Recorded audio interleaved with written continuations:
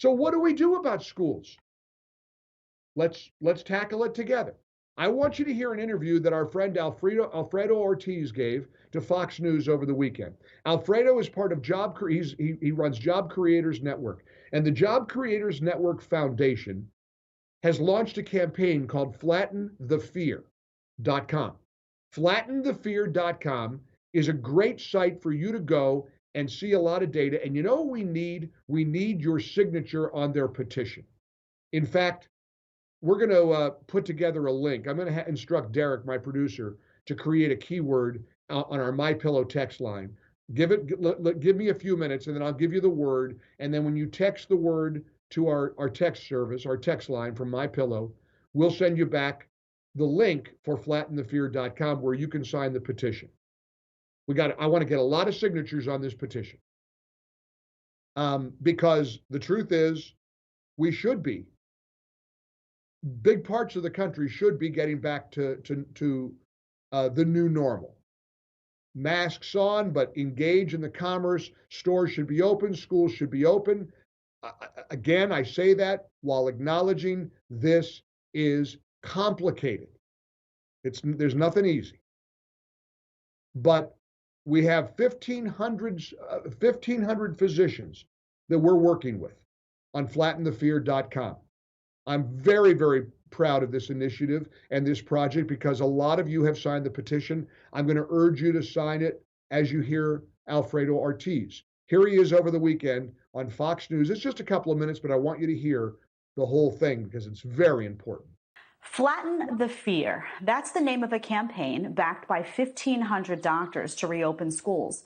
They signed a petition in support of getting teachers and kids back inside classrooms this fall. The Job Creators Network Foundation launched the initiative, saying in part, the risks of reopening schools for non-adolescent children are low, while the rewards, scholastic, social, and economic, are significant. Joining us now is President and CEO of the Job Creators Network and White House Hispanic Prosperity Initiative Commissioner, Alfredo Ortiz. Alfredo, welcome to the show, as always. It's great to have you here on a really important topic. So talk to us a little bit about this petition that's been signed by a number of physicians, what it says, and where you think this whole conversation is moving. Yeah, Jed, thanks so much. And by the way, we're up to just under 2,000 signatures already, and that list continues to grow. Look, unfortunately, parents, teachers, and students are really caught in the crossfire of an election season, of a presidential election season.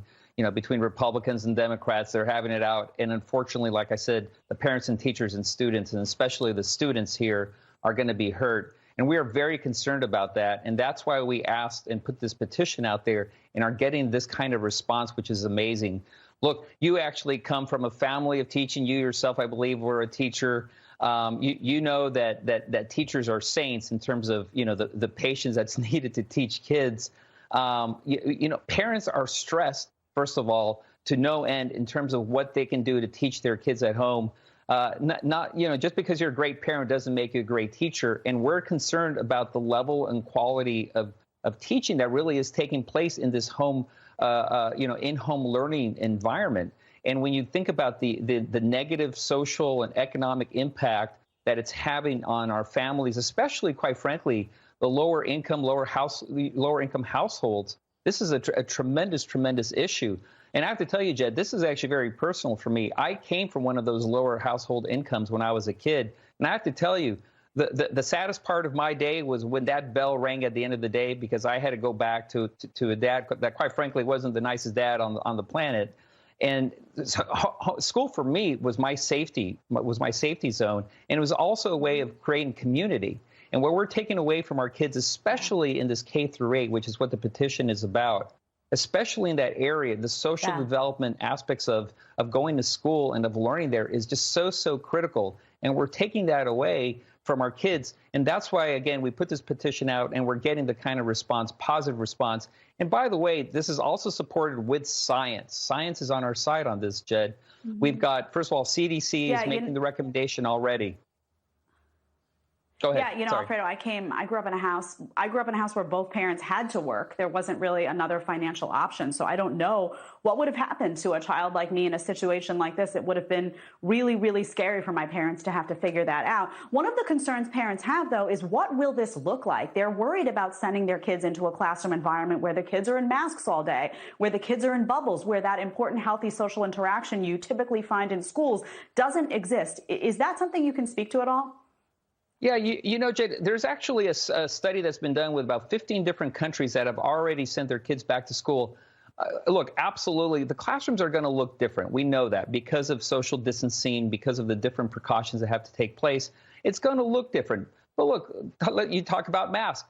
Make the masks fun. Create projects, right? I mean, make them about superheroes. Why do they all have to be black and blue masks? It looks like you're in a hospital, right? Do a lot of outdoor learning. This is a great opportunity as we go into the fall to use the outdoors as classrooms, right? You don't necessarily have to just stay in the classroom. Expand that out. And again, we're talking, Jed, about the K through 8 specifically, and they're the ones that really, really desperately need that social development.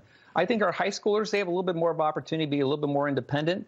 My focus and our focus really is this K through 8, and that's why, again, teachers, what we're saying is, please, speak out, speak up, stand up, because we know, as you were as a teacher in the past, you love your kids, right? You love your children. You know that this is the right thing to do.